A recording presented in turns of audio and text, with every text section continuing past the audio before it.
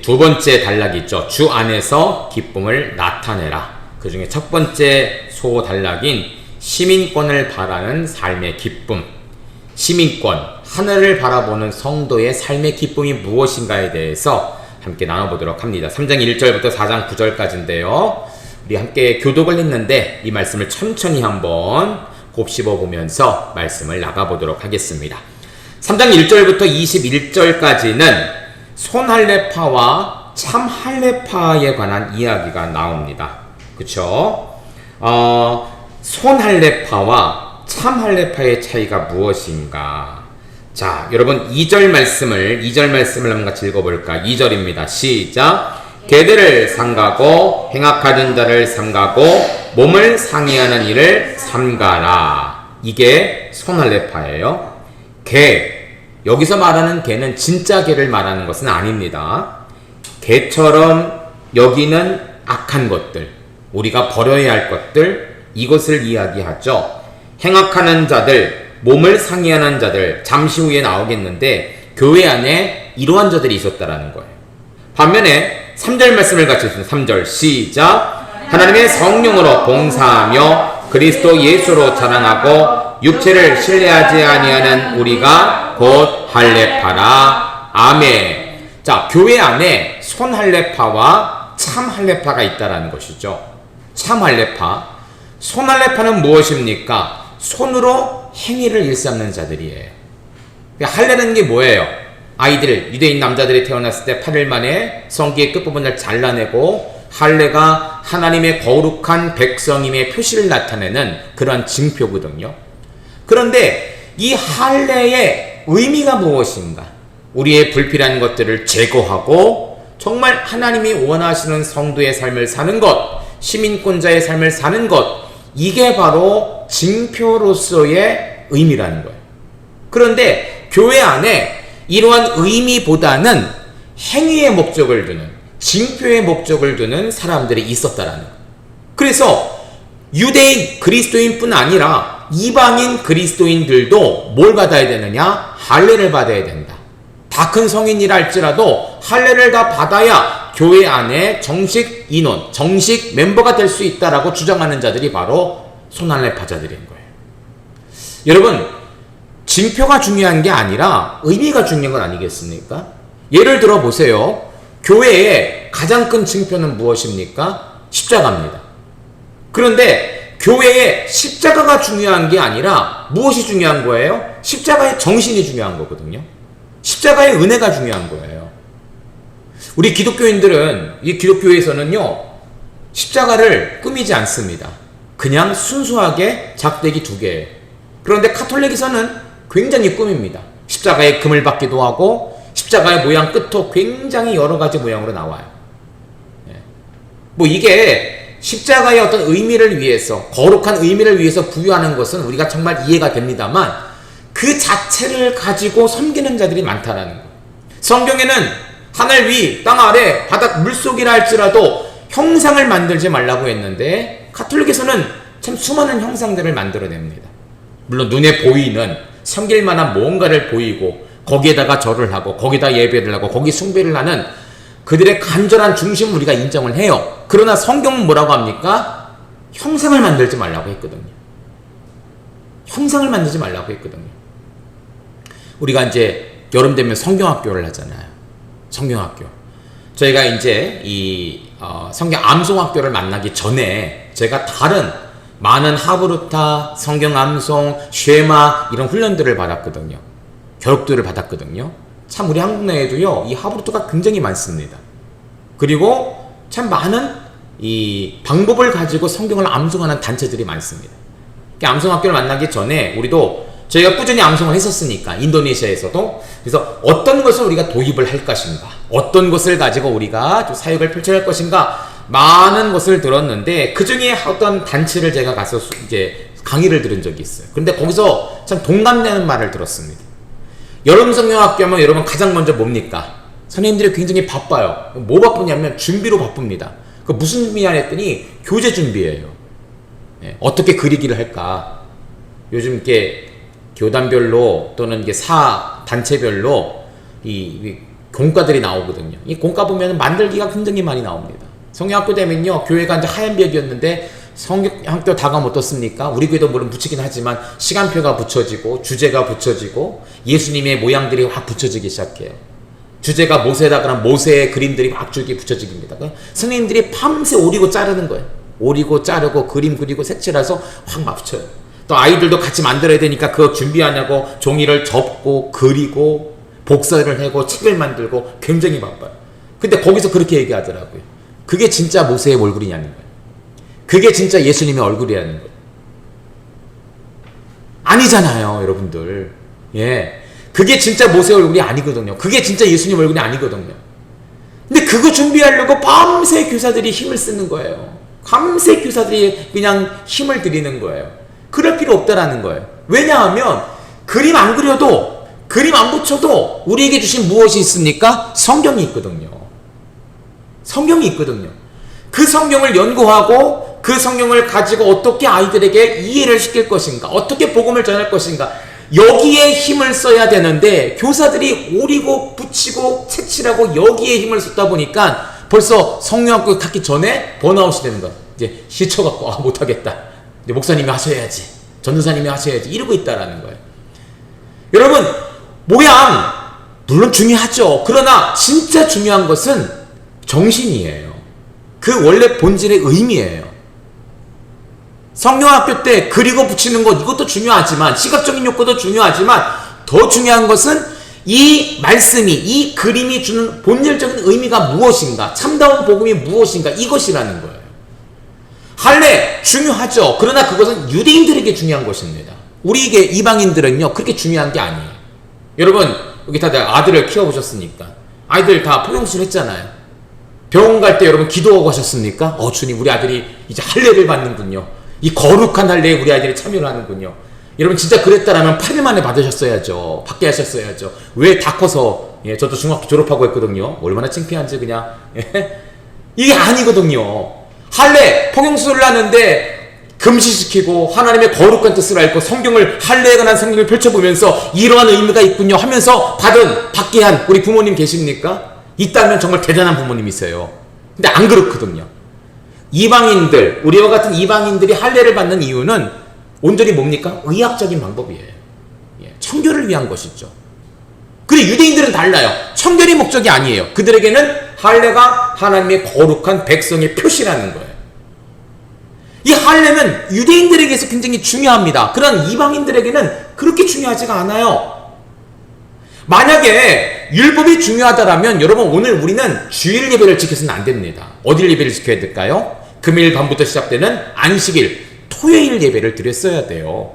그러나 예수님이 돌아가신 이후에 우리는 완전히 바뀌었죠. 이방인들은 더 이상 안식일을 지킬 필요가 없습니다. 안식일을 지키는 것은 누구에게 해당하는 거예요? 유대인들. 우리가 정말로 중요한 것은 무엇이냐? 안식일에 참다운 의미가 있대. 거기다 무엇이 더해지느냐? 우리의 생명을 위해 이 땅에 오신 예수님, 그분이 죽으시고 이제 부활하신 거룩한 날, 안식구 첫날, 즉 주일, 이 주일이 중요하다라는 거예요. 이 사람들, 이 교회 안에 있는 송할례파들은 할례가 중요하다, 왜냐하면 율법에 나왔기 때문에 라고 주장하지만 그들 역시도 뭘 지키고 있어요? 주일 예배를 지키고 있거든요. 여러분 이 당시는 토요일 예배와 주일 예배가 같이 있었습니다. 왜냐하면 이방인들은 주일을 지켜야 되거든요. 왜냐하면 예수님의 부활하신 날, 이것을 기념하는 날이잖아요.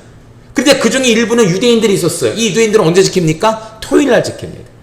아마 예수님의 제자들도 둘 다 지키다가 나중에는 정리를 했을 거예요. 유대인들은 안식일을 지켜야 돼. 특별히 우리 그리스도인들, 예수님을 믿는 성도들은 무슨 예배를 드려야 될 것인가? 주일 예배를 드려야 됩니다. 예수님의 부활하신 거룩한 날 예배를 드려야 될 것입니다. 그들의 어떤 혈통적으로는 안식일을 지키지만 그들의 예배의 모든 행위는 주일 예배로 옮겨졌을 것입니다. 지금까지 오는 것이죠. 교회 안에 손할례파, 할례의 어떠한 목적보다도 할례 자체, 그 행위의 중심을 둔 성도들이 교회 안에 분란을 일으키는 거예요. 교회 안에. 우리 교회가 절기 때마다 성찬식을 하잖아요. 아마 정통적인 교회에서 있다가 오신 분들은 그거 이해가 안 될 겁니다. 저도 그랬거든요. 근데 제가 선교지에 나가보니까 좀 굉장히 넓어요, 선교지는. 모든 상황에 따라서 성경을 가지고 재해석을 하면서 어떻게 할 것인가에 대해서 참 많은 생각을 합니다. 한국적인 어떤 방법을 가지고 선교지에 나가서 목회를 하거나 현지인들을 이렇게 돌보다 보면요, 부딪히는 게 굉장히 많거든요. 왜냐면 우리의 사고가 해외와는 다르잖아요. 성찬식을 하다 보는데, 제가 처음에 이제 인도네시아 자카르타 믿음교회 갔더니 성찬식을 아이들까지 하는 거예요.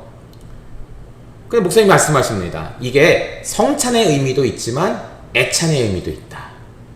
애찬은 뭡니까? 여러분, 성찬식은 원래 예전의 법에 세례를 받은 자들, 교회 정회원들만이 세례를 참여할 수가 있었어요. 그렇지 않은 사람들은 못했습니다. 그쵸? 어렸을 때 교회에서 성찬식 하면 그 맛이 그렇게 궁금하더라고요. 제가 어렸을 때 두 가지 궁금한 게 있는데, 목사님 강대상에 있는 이 물잔에 있는 물이 얼마나 맛있을까?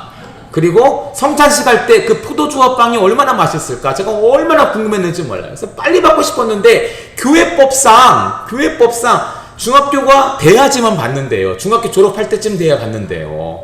저는 이제 헌화식을 했거든요, 어렸을 때요. 예. 유아세례 같은 걸 했거든요. 그래도 받아도 안 된대요.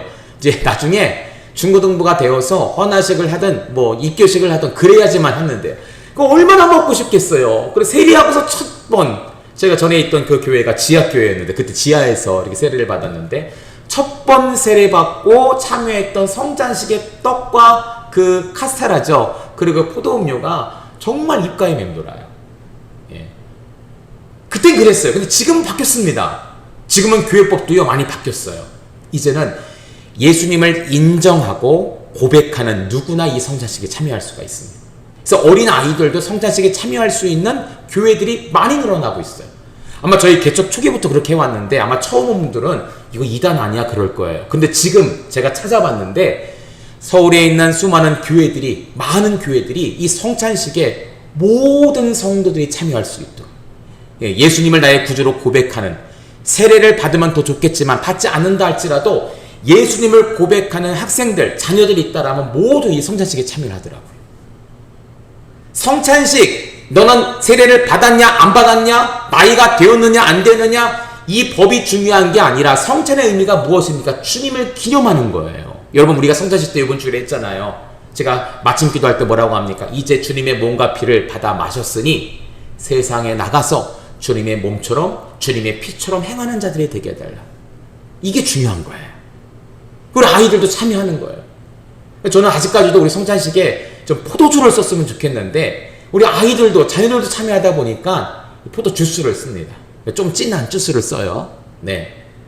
아이들이 그 성찬식 참여하면서 어려서부터 성찬식을 참여하는 아이들이 얼마나 복된가, 제가 분잔분명을 하면서 그걸 느껴요. 어렸을 때 제가 못했잖아요. 얼마나 먹고 싶겠어요. 저의 목적은 그 맛이 궁금한데, 이제는 우리 믿음교회 아이들은 어떻습니까? 성찬의 의미를 동참하면서, 지금은 잘 모르겠지만 어쨌든 이 성찬식이라는 것은 경건한 것이고, 그쵸? 그리고 목사님과 장로님이 그것을 분명과 분잔을 하는 것이고, 이 의미가 듣잖아요. 이 의미가 무엇인가? 예수님의 몸과 예수님의 피를 나누는 것이구나. 어려서부터 이 유치원 아이들, 1학년 아이들을 할지 동참하면서 그걸 배우게 되는 거예요. 참 뭐라 그럴까요? 불행한 주일학교 시절 보낸 것 같아요. 네. 근데 우리 믿음교회는 배웁니다. 동참하는 거예요. 성찬은 세례받은 분들이 하시는 거고, 애찬은 우리 아이들, 자녀들 세례받지 않았다 할지라도 동시에 하는 거예요. 제가 인도네시아 이것을 배우고 나니까 한국에서 적용을 하는 거예요. 우리 아이들 얼마나 좋아하는지 몰라요. 여러분 모르시죠? 우리 아이들 나오면요, 큰 거 고릅니다. 이렇게 떡을. 그리고 2개 고르는 애들도 있어요. 입안에 딱 넣었을 때 표정이 바뀝니다. 우리 어른들은 참 예수님의 십자가를 고난 생각하면서 고뇌에 찬 모습으로 죄송한 얼굴로 이렇게 드시지만, 아이들은 행복한 천국 잔치거든요. 천국 만찬이에요. 여러분, 성찬식 그거 아닙니까? 하늘나라 천국 가서 먹는 음식의 성찬이에요. 예수님 몸과 피예요. 그걸 미리 나누는 거예요. 애들이 얼마나 행복한지 몰라요. 의미가 중요한 거예요. 목적이 중요한 거예요. 단 틀은 지키되 그 의미가 중요한 것이죠. 이 교회 안에 손은회파가 있었어요. 여러분 희한하죠? 왜 2절에는 손할례파에 대한 이야기를 나누고 왜 3절에는 삼할례파, 손이 아니라 여러분 3절에 뭐라고 합니까? 하나님의 성령으로 봉사하고 그리스도 예수로 자랑하고 육체를 신뢰하지 않은 우리가 곧 할례파라, 참할례파다. 이것이 옳다라고 얘기합니다. 육체가 중요한 것이 아니라 성령 그리고 예수 그리스도로 행하는 이 참할례파가 왜 중요하다고 사도 바울은 비교를 하고 있는 것일까? 여러분 사실 사도 바울이 이전엔 무엇이었습니까? 손할례파였거든요. 그렇죠? 사도 바울이 태어나면서부터 디모데처럼 그렇게 잘한 사람이 아니에요. 디모데는 어려서부터 성경을 알았습니다. 할머니와 어머니를 통해서. 이러면 그곳이 디모데가 자랐던 그 지역이 사실은요, 뭐죠? 그리스 로마의 가장 큰 신이 뭐죠? 제우스 신을 섬기던 지역이었어요. 제우스 신을. 그런데 그런 지역 안에서 외할머니와 어머니가 아무래도 이제 성경의 이 가르침은 이제 어머니 쪽에서 통해 나오는 것 같아요. 외할머니와 어머니를 통해서 받은 그 성경의 교육을 통해서 디모데가 자라났습니다. 근데 사도 바울은 달라요. 사도 바울은 철저히 율법 안에서 자라났습니다. 여러분, 이 사도 바울이 가말리엘의 문화생이라고 하는데 제가 전에도 언급한 적이 있어요. 가말리엘의 문화생은 오늘날 서울대, 연대, 고대 가는 것보다 더 어렵습니다. 왜냐하면 여러분 서영고는 내가 공부를 잘하면 지원하잖아요. 그 성적에 맞춰 들어가는 거잖아요. 근데 가말리엘 문화생은 틀립니다. 가말리엘의 제자들이 전국을 돌아다니면서 가장 똑똑하고 가장 율법을 잘 아는 아이들 선택을 합니다. 그리고 그들을 데리고 가서 훈련을 하고 테스트를 받게 해서 거기서 붙는 애들이 가는 거예요. 내가 가고 싶다고 해서 가는 게 아니라 뽑아줘야 가는 거예요. 선택돼야 가는 거예요. 사도 바울이 어려서부터 이 가말리엘 문화생에 들어갔다는 것은 어려서부터 율법을 철저히 받은 자였어요. 손할례파의 교육을 철저히 받은 자였어요. 성령, 은혜, 이것도 중요하죠. 그러나 그들에게서 가장 목숨처럼 여기는 것은 율법이었습니다. 율법을 어기는 것은 결국 구원받지 못한다고 여기는 할례 굉장히 중요하죠. 이거 안 받으면 큰일 납니다. 하나님 백성이 아니에요. 사도 바울이 그랬던 자예요. 사도 바울이. 근데 지금 사도 바울은 뭐 어떻게 되었습니까? 자기의 오늘 말씀 읽었지만 이걸 다 배설물로 여기고 손할례파의 그 행위를 배설물로 여기고 지금 사도 바울은 어떤 사람이 되었습니까? 참할례파. 성령으로 예수 그리스도로 행하는 참할례파가 되었다라는 거예요. 자신의 과거와 현재를 비교하면서 오늘 사도 바울은 교회 안에 있는 손할례파들에게 변화될 것을 촉구하고 있는 거예요. 그리고 교회 안에 있는 참할례파를 통해서 손할례파를 기다려달라고 권면하고 있는 거예요. 나도 이렇게 변화되지 않았느냐? 저들 미워하지 마라. 저 손할례파들 교회에서 끊어버리지 마라. 기다려라. 기다릴 때까지 기도하라. 변화될 때까지 중보하라. 나도 변화된 것처럼 저들도 변화될 것이다. 이것을 말하고 있다는 거예요. 자, 여러분 볼게요. 특징이 무엇이냐? 손할례파입니다. 4절 먼저 읽어볼게요. 4절 시작. 그러나 나도 육체를 신뢰할 만하며 만일 누구든지 다른 이가 육체를 신뢰할 것이 있는 줄로 생각하면 나는 더욱 그러하리니. 아멘. 사도 바울이 이전에 손할례파였을 때 가장 많이 신뢰했던 것이 무엇이냐? 육체입니다. 육체. 여러분 육체를 신뢰했다는 것은 무엇입니까? 율법을 통해서 내 몸을 움직여가는 거예요. 여러분 이게 우스갯소리 같지만 실제 있었던 일이라고 하잖아요. 이 기독교인들이 성지순례를 갔는데 성지순례를 갔는데 어떤 유대인들이 자기를 부르더래요. 토요일날. 왜 그런가 불렀더니 집에 전등을 켜야 되는데 스위치를 누르면 내가 일하는 게 되는 거예요. 율법은 뭡니까? 일하지 마라. 일하지 마라. 내가 스위치를 켜면 일하게 되는 거예요. 그래서 외국인들을 부르는 거죠. 참 못된 사람이요. 너희들은 율법을 안 지켜도 된다. 알아서 살아라 이거 같은데 켜달라고 켰다는 거예요. 이게 우스갯소리 같지만 실제 그렇습니다. 주일날 안식일에 그들이 밥을 먹잖아요. 수저의 무게가 정해져 있다고 하잖아요. 이 성경에는 안 나온 건데 그들 나름대로 법을 정한 거예요. 이 안식일에 밥을 먹는데 수저를 드는데 이 수저를 드는 자체가 일이냐 아니냐 고민했겠죠. 그래서 랍비들과 결정하기를 몇 그램 이상은 1이고 몇 그램 이상은 1이 아니다. 그냥 수저를 가볍게 해서 먹는 거예요. 이런 일들이 웃기죠? 근데 그 사람들은 목숨처럼 여기는 거예요. 왜냐하면 육체의 그 모든 것들을 다 제어하는 것이죠. 우리는 그게 아니에요. 그게 아니잖아요. 여러분 주일날 예배만 드리십니까? 예배 끝나고 식당도 가시고 영화관도 가시잖아요.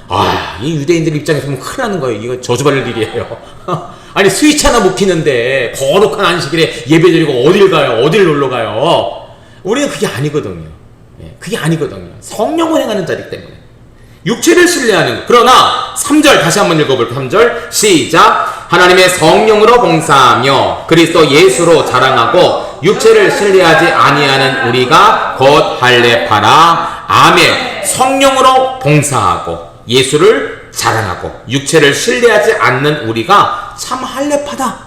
사도 바울이 이전에는 이랬지만 육체를 신뢰했지만 이제는 아니라는 거예요. 다 배설물 여기는 거예요. 이제는 뭡니까? 내 안에 계신 성령, 내가 자랑하는 예수. 더 이상 육체를 신뢰하는 것이 아니라 내 육체가 무너질지언정 예수로 사는, 예수가 존귀하게 되는 그 삶을 사는 것, 이것이 바로 가장 큰 참할례파의 모습이라는 것이죠. 여러분 이 성경에도 그런 내용이 나오고 탈무드도 그런 내용이 나오지만 길을 가다가 아니 이 웅덩이에 자기가 키우는 노새가 말 노새가 빠진 거예요. 당나귀 같은 노새가 빠진 거예요. 예수님 말씀하시죠. 빠지면 아무리 안식일이라 할지라도 건져내지 아니하겠느냐. 당연한 거 아니겠습니까? 이 노새가 얼마짜리인데 안식일에 빠졌어. 이건 이해해 주시겠지. 건져내는 거예요. 유대인들은요 조금 머리가 좋은 것 같아요. 율법을 잘 이용합니다. 저 요번에 기독교 박물관 가서 알았어요. 우리 성경에 신명기에 뭐라고 하죠? 내 미간에 붙이고 손목에 붙이라고 하잖아요. 근데 여러분 3층에 올라가서 한번 보세요. 여기 그림 하나 있을 겁니다. 유대인들이 하는 거. 미간이 아니라 어디다 붙이면 이마에 붙입니다. 손목이 아니라 팔뚝에 맵니다. 저도 그 보면서 좀 궁금했어요. 그래서 유대인들이 생각하는 손목은 여기까지인가 보다 생각을 했는데 그게 아니라고 하더라고요. 이 이스라엘 살다 온 그 관장 딸이 이제 제가 설명한 거 들었는데 이제 합리화시키는 거예요. 미간에 붙이면 앞이 안 보입니다, 여러분. 안 그러겠습니까, 여러분? 미간이 눈과 눈 사이잖아요. 여기다가 이 테필린 함을 다 붙이면 어떻게 되겠어요? 보기도 괴상하고 안 보이거든요. 그러니까 어떡합니까? 이마로 옮겨간 거예요. 손목에 매면 이게 굉장히 불편해요. 그래서 어디로 옮겨갑니까? 팔 쪽으로 옮겨간 거예요. 그래서 사진들을 보면 이 팔 쪽에 함을 찹니다. 이마에 함을 찹니다. 합리화시키는 거죠. 그렇죠? 그들 노새가 빠지면 합리화시키는 거죠. 이거는 어쩔 수 없는 거야. 건져내는데 안식일에 손마른 자를 고치고 병든 자를 고치는 예수님을 핍박하는 그들을 향해서 예수님 말씀하시는 거예요. 너희도 합리화시키지 않느냐? 너희도 합리화시키지 않느냐? 노새는 건지는데 왜 사람은 안 건져내느냐? 육체를 그렇게 소중히 여긴다면, 육체를 그렇게 신뢰한다면 이 죽어가는 육체, 이 죽어가는 심령은 왜 구하지 않느냐? 예수님 말씀하시는 거예요. 사도 바울도 율법은 지키되, 율법 무시한 게 아니에요. 율법은 지키되 혹 안식일에 내가 율법을 어긴다 할지라도 영혼을 살릴 수 있는 일이 있다라면 나는 어떡합니까? 한다라는 거예요. 베드로도 그렇지 않습니까? 사도 바울도 그렇고 하나님께서 주신 부정한 것들, 육체를 신뢰하면 먹어서는 안 됩니다. 그럼 하나님께 뭐라고 하십니까? 내가 정하다 한 것을 네가 부정하다 하겠느냐? 육체를 신뢰하는 것이 아니라 하나님 명령, 사명에 따라 행하는 것이 더 중요하다는 거예요. 사도 바울은 율법을 내가 꼭 지키되, 그러나 하나님 명령하신 것이라면, 혹 영혼을 살리는 일이라면 내 육체를 신뢰하지 않고 그것을 포기하고 그 영혼을 살리는 일에 내가 최선을 다하겠다. 사도 바울은 그렇게 이야기하고 있는 것이죠. 자, 손할례파였던 바울 자신의 모습에 대해서 이야기를 합니다. 우리 5절과 6절 같이 한번 읽습니다. 시작. 나는 하늘만의 할례를 받고 이스라엘의 족속이요 베냐민 지파요 히브리인 중에 히브리인이요 율법으로는 바리새인이요 열심으로는 교회를 박해하고 율법의 의로는 흠이 없는 자라. 아멘. 자, 사도 바울은 자신의 부끄러운 과거를 이야기합니다. 왜 그렇게 이야기할까요? 좀 충격을 받으라는 거예요. 나도 그랬다라는 거예요.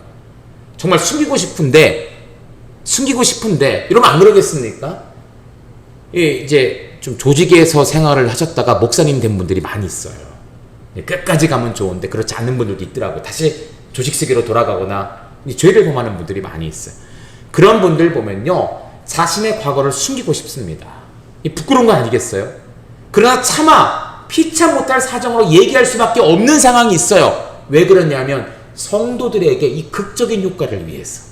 내가 전에 이랬는데, 난 정말 이러한 쓰레기와 같은 사람이었는데, 이런 양아치와 같은 사람이었는데 하나님의 은혜가 나를 이렇게 변화시켰습니다. 이러한 어떠한 강조, 하나님의 은혜를 강조하기 위해 이것을 끄집어낼 때가 있거든요. 사도 바울도 얘기하는 거예요. 자기가 뭐라고 합니까? 8일 만에 할례를 받았다. 이건 아주 찐 유대인이라는 거예요. 5절에 보니까 뭐라고 합니까? 이스라엘 족속이요. 자신의 지파 얘기를 하죠. 베냐민 지파요. 히브리인 중에 히브리인이다. 여러분, 이 당시 유대인들은요, 찐 유대인이 있었고요. 그리고 나중에 바뀐 유대인이 있어요. 예, 이것도 좀 합리화죠. 사실은 하나님은 문화가, 인종이 혼합되는 거 원치 않으십니다. 그리고 이스라엘 백성들에게 이방 여인과 결혼하지 말라고 한 이유가 그거거든요. 이 혈통이 흐려져 버리는 거예요. 그런데 이게 바뀌는 사람이 있었어요. 이 당시는요. 헬라 사람과 유대인 부모가 결혼을 하는데 중요한 게 뭐냐면 어머니가 반드시 유대인이었어야 돼요. 어머니가. 예. 왜냐면 태에서 나와야 되기 때문에. 디모데가 그래서 유대인이에요. 아버지는 헬라 사람이거든요. 근데 어머니가 유대인이었어요. 예. 어머니가 굉장히 중요합니다. 유대인들은요, 참 재밌어요. 여자들을 굉장히 무시하면서 그들의 신앙의 근본은 어머니를 굉장히 강조합니다. 예. 그래서 어머니가 유대인, 아버지가 헬라 사람, 결혼했는데 그 아이는 어떻게 될 것인가? 유대인으로 봅니다. 근데 그 유대인은 찐 유대인은 아니죠. 그러니까 사도 바울은 뭐라고 하냐면 내 엄마도 내 아버지도 다 뭡니까? 유대인이라는 거예요. 히브리인 중에 히브리인이다. 율법으로는 바리새인이다. 열심으로는 교회를 핍박하던 자다. 얼마나 핍박을 많이 했습니까? 율법으로는 흠이 없는 자다. 정말 율법의 1.1에 다 지킬했던 자가 바로 손할례파 사울이었어요. 근데 지금은 달라졌죠. 7절과 8절 있습니다. 시작. 그러나 무엇이든지 내가 유익하면 것을 내가 그리스도를 위하여 다 해로 여길 뿐더러 또한 모든 것을 해로 여김은 내 주 그리스도 예수를 아는 지식이 가장 고상하기 때문이라. 내가 그를 위하여 모든 것을 잃어버리고 배설물로 여김은 그리스도를 얻고 아멘. 참할례파가 된 바울은 어떻습니까? 내가 유익하던 모든 것을 해로 여긴다. 앞에서 내가 자랑할 수 있었던 이러한 스펙들, 여러분 유대인들에게 이것만큼 좋은 스펙이 어디 있어? 그렇죠? 가말리엘 문화생, 히브리인 중에 히브리인, 아주 율법에 아주 열심히 있던 자, 흠이 없던 자, 이것만큼 좋은 스펙이 어디 있어? 그러나 이 모든 것을 해로 여겼다. 배설물로 여겼다. 왜 그렇습니까? 8절에 중요한 말씀이 나오죠. 모든 것을 해로 여김은 그리스도를 아는 지식이 고상하기 때문이다. 여러분, 고상이 뭡니까? 높을고 위상이. 높은데 더 높은 거. 내가 손헬라파였을 때는 내가 히브리인 중에 히브리인, 가말리아는 문하생, 율법으로는 바리새인, 흠이 없는 자, 이게 가장 높은 나의 스펙이었는데 나중에 예수님 만나고 보니까 이게 아무런 소용이 없는 거. 이건 그냥 세상 말로 핫발이에요. 가장 바닥이. 진짜 고상은 뭐냐? 높은 것 위에 더 높은 것은 뭐냐? 바로 예수님을 아는 지식이다. 이게 뭐예요? 예수님을 만났다라는 것. 예수님의 복음을 깨달았다라는 것. 그리고 내가 지금 예수님을 전하고 있다는 것. 이게 가장 높은 고상이라는 거예요. 사랑하는 성도님들, 요즘 우리 아이들이 적었어요. 인원이 적잖아요. 대학 가는 게 어렵지 않습니다. 예. 물론 좋은 대학 가는 것은 경쟁을 해야 되지만 웬만하면 큰 어려움이 없다면, 그리고 요즘 좀 형편이 어려운 분들도요, 대학 갈 수 있는 길을 나라에서 좀 많이 열어놨어요. 복지 정책으로. 근데 우리 이상은 아니거든요. 힘들면 못 갈 때가 있었습니다. 더 좋은 대학 가고 싶었지만 그러지 못할 때가 있었어. 나는 좋은 대학에 못 갔다고 해서 전혀 부끄러울 필요가 없다라는. 진짜 고상은 뭡니까? 예수님을 아는 지식이에요. 예수님을 아는 지식. 그래서 여러분, 예수님 안 믿고 서울대 유학 간 이 아이들보다 여러분 좋은 대학 가면 더 좋겠지만 그렇지 않다 할지라도 예수님을 아는 믿음의 자녀들이 더 어떻습니까? 고상하다. 왜 그렇죠? 자기의 머리, 자기의 능력을 믿고 간 사람은 자기의 능력밖에 하지 못하지만 예수님을 아는 지식을 가지고 나아가는 아이들은 예수님의 능력만큼 행하는 거예요. 지금은 적어 보여도, 작아 보여도, 지금은 부족해 보여도 이 아이들의 미래는 무엇이 있냐? 예수님만큼의 능력이 있다는 거예요. 사도 바울은 이것을 깨달은 거예요. 내가 이전에는 이렇게 큰 스펙을 가지고 막 율법을 행하고, 막 교회 안에서 큰 자리를 잡았을 거예요. 아마 나중에 나이가 더 들었으면, 그 성전 안에서 아마 큰 자리를 받고 많은 부귀영화를 누렸을 것입니다. 근데 그게 아무것도 아니라는 거예요. 그렇게 떠받쳐주던 사도 바울 대단하다라고 여겼다 할지라도 이게 아무것도 아니라는 거예요. 진짜 중요한 것은 무엇이냐? 예수님을 아는 지식이다. 예수님을 아는 지식이다. 사랑하는 성도님들, 여러분 예수님 아시죠? 여러분들은 고상한 사람들입니다. 여러분들은 고상한 척 하셔야 돼요. 고상한 척. 척이 아니죠. 고상하셔야 돼요. 고상하게 행동하셔야 됩니다. 왜 그렇죠? 우리의 시민권이 하늘나라에 있다니까요. 여러분 미국 간 사람들 미국 시민권으로 얼마나 애를 쓰는지 몰라요. 그 수많은 갖은 수모를 다 참으면서 끝까지 견뎌냅니다. 끝까지 버티고 거기서 기다립니다. 나올 때까지. 그런데 하나님 나라 시민권이에요. 하나님 나라. 미국이 아니라 하나님 나라예요. 이미 여러분들은 그 하나님 시민권이 주어졌어요. 그 여러분 뭡니까? 고상한 자들이에요. 고상한 자들. 이제 우리가 말투가 좀 바뀌어야 돼요. 고상하게. 그렇죠? 슈퍼 가서도 그러시면 안 되고 고상하셔야 됩니다.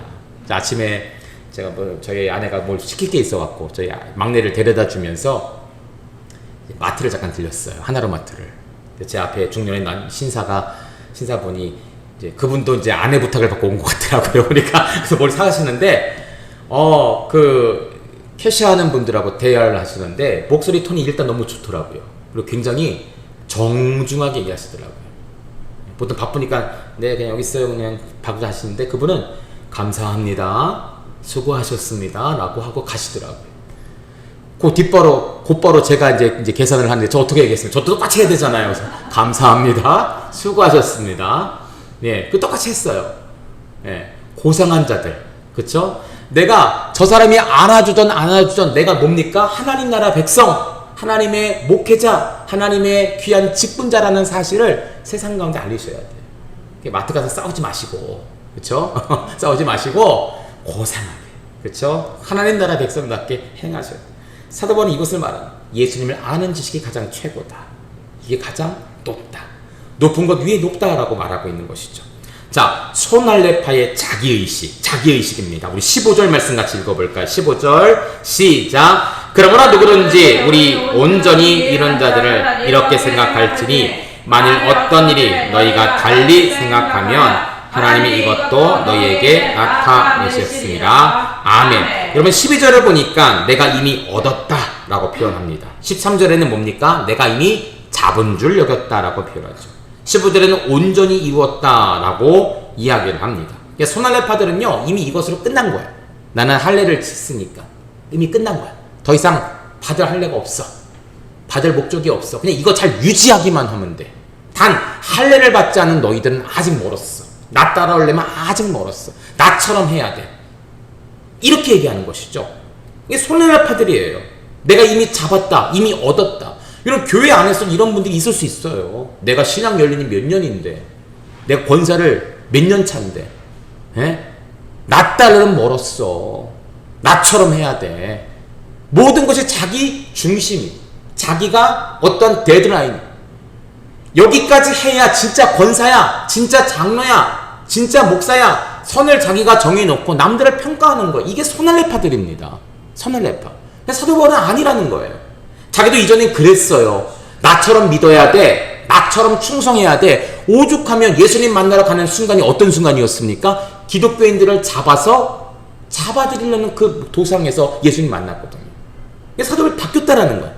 여러분 한번 읽어볼까요? 9절부터 14절 한번 읽어볼게요. 9절 14절 시작. 그 안에서 발견되려 함이니 내가 가진 의는 율법에서 난 것이 아니요 오직 그리스도를 믿음으로 말미암은 것이니 곧 믿음으로 하나님께 난 의이라. 내가 그리스도와 그 부활의 권능과 그 고난의 참여함을 알고자 하여 그의 죽으심을 본받아 어떻게 해서든지 죽은 자 가운데서 부활에 이르려 하노니 내가 이미 얻었다 함도 아니요 온전히 이루었다 함도 아니라 오직 내가 그리스도 예수께 잡힌다는 것은 그것을 잡으려고 달려가느라. 형제들아 내가 나중 내가 잡은 줄로 여기지 아니하고 오직 한 일 즉 뒤에 있는 것은 잊어버리고 앞에 있는 것을 잡으려고 표대를 향하여 그리스도 예수 안에서 하나님이 위에서 부르신 부름의 상을 위하여 달려가노라. 아멘. 여러분 보세요. 손해 래퍼들은요 이미 내가 끝났다라고 합니다. 게임 오버.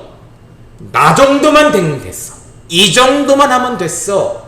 할례 받았는데 뭐 할례를 또 받을 필요가 있어. 율법을 지키는데 뭘 지킬 필요가 있겠어. 이것만 유지하면 돼. 이게 손해 래퍼. 여러분 오늘 말씀을 읽었죠. 저는 이 말씀을 쭉 읽으면서 사도 바울의 심정이 어떻냐. 아직도 가고 있다라고 표현합니다. 저는요 참 대단하다고 봅니다. 여러분 이 당시에 사도 바울은요 엄청난 인사권을 가진 사람이에요. 그 디모데도 막 보내잖아요.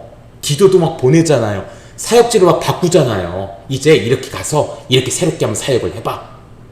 그리고 두기고 같은 사람 불러갖고 막 서신서 전하라고 막 얘기하잖아요.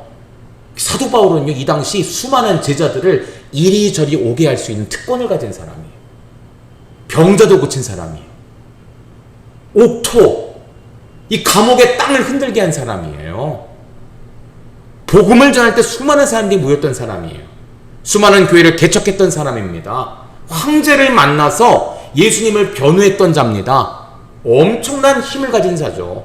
사도 바울은 이 말씀을 통해서 뭐라고 말합니까? 남들이 너희들이 그렇게 나를 본다 할지라도 나는 여전히 뭐라고요? 멀었다 라고 표현하는 거예요.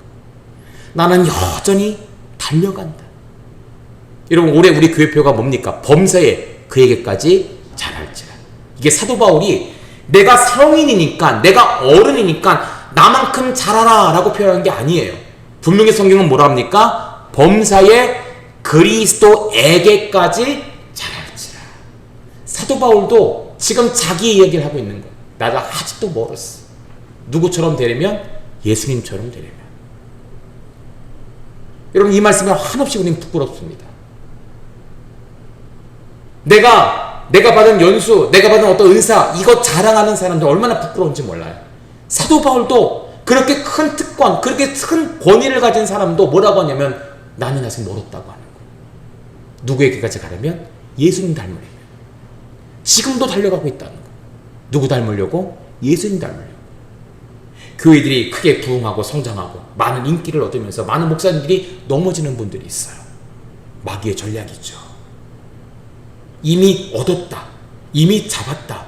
온전히 이루었다라고 자부하는 순간, 그 순간부터 이제는 마귀가 그 세력을, 그 교회를, 그 목사님을, 그 성도를, 그 장로님을, 그 은사자들을, 그 사역자들을 이끌고 가는 것입니다.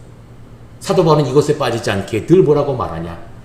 나의 목표는 어떤 사람이 아니라는 거예요.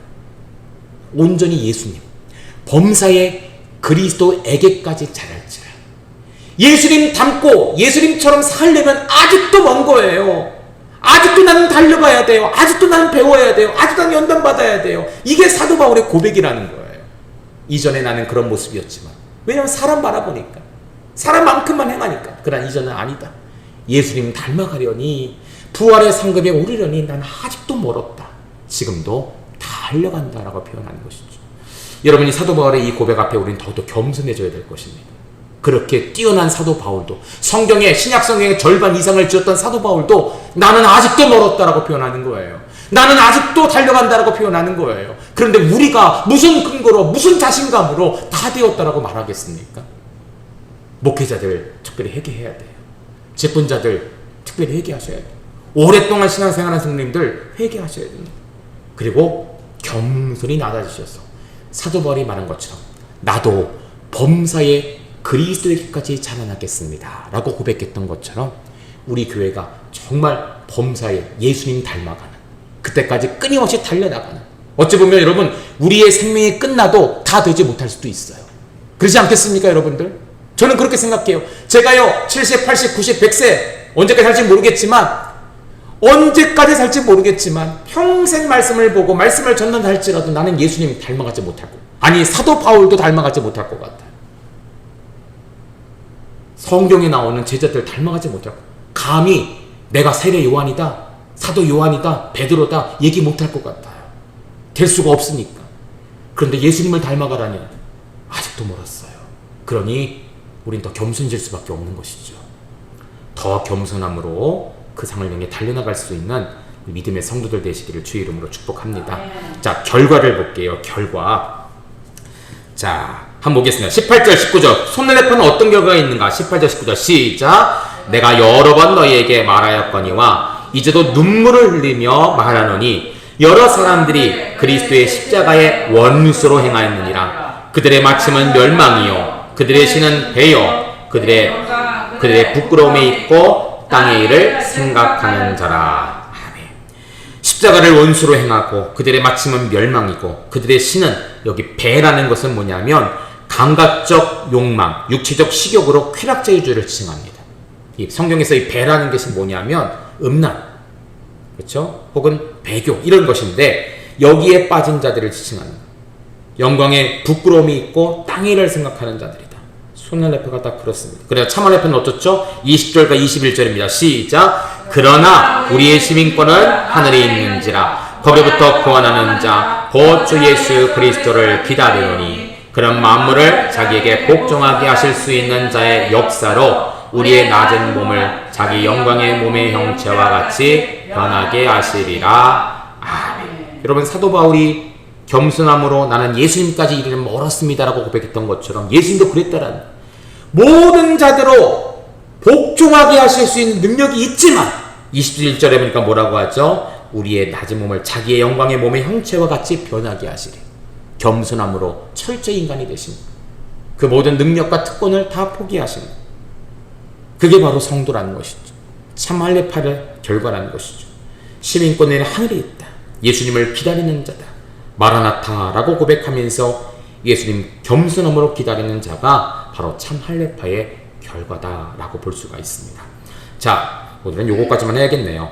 자, 왜 손할레파와 참할레파의 대조를 주는 것일까? 우리 1, 2, 3번 같이 읽어볼까요? 시작. 과거에 손할레파였던 자신이 참할레파로 바뀌었던 것과 참할레자로서 본된 모습을 제시함. 그래서 손할레파의 가르침을 벗어나 자신처럼 참할레파, 즉 하늘의 시민권자의 삶을 추구하도록 하기 위함이다. 손할레파로 인해 기쁨을 잃었던 원독자들이 기쁨을 회복할 수 있는 방법은 하늘 시민권자로서의 삶을 사는 참할례자가 되는 것을 알려주기 위해서다. 하늘의 시민권자로서 표대와 부르심의 상을 쫓아가는 경작의 삶을 살아가도록 요청하기 위해서이다 라고 표현하고 있습니다. 여러분, 우리는 손할레파의 모습을 버려야 됩니다. 참할레파가 되셔야 돼요. 그렇죠? 겸손함과 성령으로 충만한 예수님을 닮아가는 범사의 그리스도까지 닮아가는 성도의 삶을 사는 것, 이것이 바로 참할레파의 모습이다. 이러한 참할레파가 많은 교회가 진짜 교회 아니겠습니까? 한 구절 말씀을 보고 기도로 들어가도록 하겠습니다. 16절 말씀 다시 한번 읽어보세요. 16절이요. 시작. 오직 우리가 어디까지 이르렀던지 그대로 행할 것이라. 아멘. 얼마 전 우리 김유수 권사님 신방하면서 이 말씀을 제가 드린 적이 있어요. 오직 우리가 어디까지 이르렀던지 그대로 행할 것이다. 참할레파의 모습인데요. 여러분 15절 보니까 이렇게 나옵니다. 그러므로 누구든지 우리 온전히 이룬 자들을 이렇게 생각할지니 만일 어떤 일에 너희가 달리 생각하면 하나님이 이것도 너희에게 나타내시니라. 여러분 이 말의 의미가 뭔지 아시겠습니까? 교회 안에 늘 A만 있는 것이 아니라는 거예요. 뭐도 있을까요? B도 있고 C도 있는 거예요. 그런데 사도 바울은 특별히 참할레파자들은 A가 아무리 옳다 할지라도 B와 C를 무시하지 말라는 거예요. 그들을 내치지 말라는 거예요. 그들을 향해서 비판하지 말라는 거예요. 우리가 A는 버리지 않되 특별히 예수님의 복음, 예수님의 사랑, 참 할례파의 모습은 버리지 않되 이 B와 C를 보면서 안타까워 기도해라는 거예요. 그럼 하나님 어떻게 하신다고요? 너희에게 나타내시니라. 또 이렇게 볼 수 있습니다. 여러분들, 교회 안에 믿음이 온전한 분이 있다면 그렇지 못한 분들도 있거든요. 처음 온 분들, 그렇죠? 예수님 처음 믿기 시작하는 분들, 또 여러 가지 사정으로 인해서 마음이 굉장히 복잡한 분들은요, 이 믿음 잡는 게 얼마나 힘든지 몰라요. 믿음이라는 게 여러분 변합니다. 아무리 믿음이 좋아 보여도요, 큰 문제가 다가오면 흔들릴 수밖에 없어요. 그쵸? 목사도 마찬가지예요. 흔들립니다. 근데 그것을 보고 비판하는 것이 아니라 오히려 하나님께서 나타내시기를. 성경 보세요. 이것도 하나님이 이것도 너희에게 나타내시니라. 그러한 분들, 믿음이 약한 분들, 손을 팔아 할지라도 하나님이 그들을 어떻게 변화시킬 것인지, 그 문제를 어떻게 변화시킬 것인지, 그것을 기대하며 기도하라는 거예요. 그러면서 뭐라고 말하냐면 오직 너희가 어디까지 이르렀던지 그대로 행할 것이라. 여러분, 여기서 그대로라는 말이 중요합니다. 그대로? 어떻게 하라는 걸까? 여러분, 그대로 행하는 것이 뭐예요? 어떻게 행하는 것이 그대로예요? 성경의 원어를 보니까 이 그대로를 뭐라고 해석을 하냐면 보조를 맞추다 라고 표현하고 있습니다. 보조를 맞추다. 예, 이게 스토아 케인이라는 단어인데요. 스토아 케인. 스토아 케인. 이게 어떤 의미냐면 보조를 맞춰서 일치하여 행하라 라는 의미가 있어요. 자, 이전에 육체를 신뢰했던 소날레파 사울은 어떻습니까? 나를 따르라 했어요. 나를 따르라. 나처럼 행하라. 나만큼 행하라. 그런데 이제 참 할례파가 된 사도 바울은 그렇지 않습니다. 모든 것의 목적과 초점이 어디냐면 예수님이에요. 나도 아직 되지 못했기 때문에 같이 보조를 맞추자는 거예요. 그리고 같이 이 일을 해결하자는 거예요. 비록 여기 있는 이 빌립보 교회 성도들보다는 사도 바울이 더 뛰어난 영성을 가지고 있습니다. 더 큰 특권과 권위를 가지고 있습니다. 더 큰 능력을 가지고 있고 예수님을 아는 지식이 더 깊습니다. 그러나 사도 바울은 그것을 자랑하지 않았어요. 어떡합니까? 맞추는 거예요. 믿음이 약한 교회들, 믿음이 약한 성도들을 향해서 눈높이 교육을 하는 것이죠. 야, 이걸 왜 몰라? 따라와! 알도록 그냥 믿어! 이게 아니라 그들이 알기까지 그것을 낮추고 또 낮추는 거예요. 그래서 쓴 서신서가 뭐냐면 로마서입니다. 여러분, 로마서 어렵죠? 왜 그렇게 길까요? 왜 그렇게 변증이 많이 나올까요? 사실 눈높이를 낮추고 또 낮추고 또 낮춰서 이해가 쉽게 하기 위도록 그렇게 전증한 서신서가 바로 로마서라는 거예요. 로마에 있는 교회들에게 서신서를 정하는 거죠. 왜냐하면 로마에 있는 사람들이 예수님 몰라요. 그러니까 로마 교회와 로마에 있는 성도들에게 예수님은 누군가에 대해서 알리고, 몰라? 알았어. 다시 설명할게.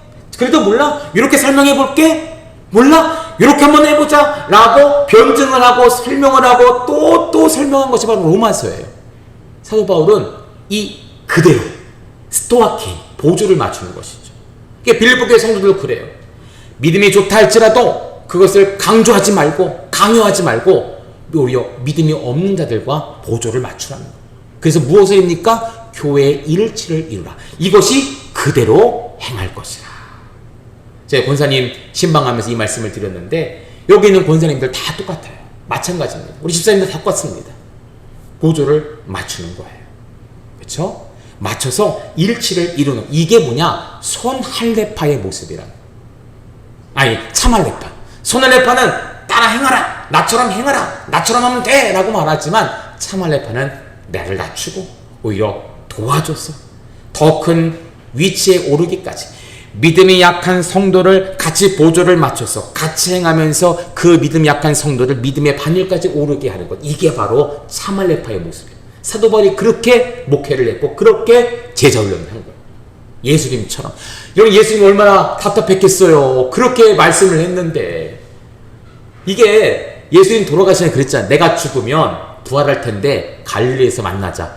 분명히 예시했는데 쟤들 어디 갑니까? 고향으로 가고요. 예루살렘 남아있고요. 속이 터지는 거예요. 속이. 예. 아니, 그렇게까지 얘기했는데 왜 이렇게 모를까? 예? 왜 이렇게 깨닫지는 못할까? 천사도 얘기하잖아요. 아니 예수님께서 그렇게 말씀하시는 거 네가 듣지 않았냐? 그래 못 깨닫는 거예요. 예수님 오면 답답했겠어요. 예수님께서 부활하셔서 바로 승천하지 않으셨죠. 40일간 더 머무셨습니다.